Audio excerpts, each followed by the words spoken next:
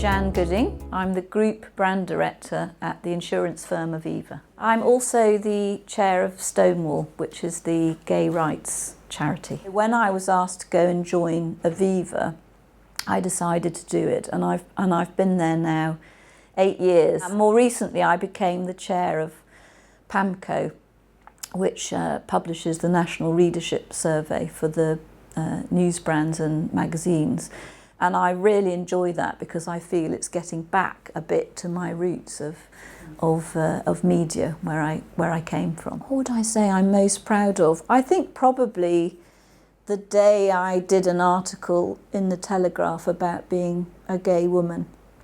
And I've become the chair of Stonewall, and that was a media spotlight that I had never expected to have. I look on that as a very, very big moment of authenticity. We talk a lot about its importance and what do you stand up for, and it's not like I was particularly taking a stand. I was just being me and being interviewed as the new chair of Stonewall, but it caused me to talk about my personal life. And yes, that was a big no turning back moment. I mean, you can't put it back in the cupboard again once you've come out, especially as public as that in the mainstream press.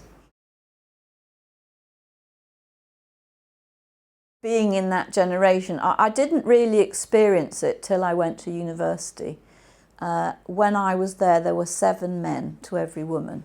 I'd never been in that situation before. That was quite weird. So you can imagine, one of 3 sisters, I went to a girls' boarding school. I'd simply never been in such a male-dominated circumstance. So that was very peculiar. I couldn't believe that my gender was even an issue. And I'm afraid throughout my career in advertising, it was a problem. I was actually made redundant when I was on maternity leave. I mean, you just couldn't do that now. It was an outrageous thing to happen to me. I was actually given the advice, look, you're going to find it really tough being a woman in the city. I wouldn't be a lesbian as well if I were you. I didn't even think about it. I didn't really know what being out meant. I just was honest from the beginning.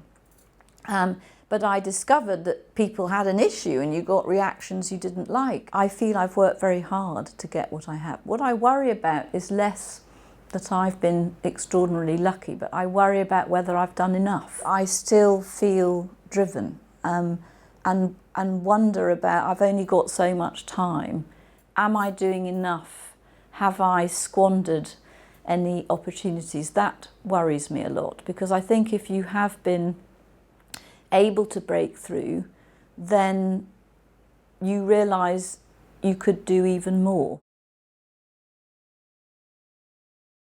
I think the most important thing I learned was that there are setbacks. You can try and understand why it has happened, and then you have to find belief again. And I think what I learned through that period, and which I still go through. My mother sadly died when I was 20. I don't particularly have conversations with her, but I think what I learnt was you have to conquer those voices in your head that tell you you can't do it. Even if you're not lucky enough to have a parent, I would encourage anyone who was in that position to think about who they might be able to talk to. It might be a teacher, it might be a best friend, might be an auntie. There's usually somebody that you can spot who you admire and who you trust and who you feel you can share your fears with. So I think it's incredibly important to share how you're feeling. There is time.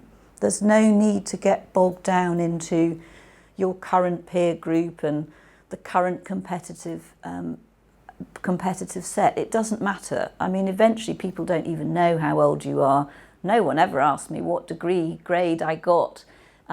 That doesn't matter as much as you not losing faith and you not losing confidence.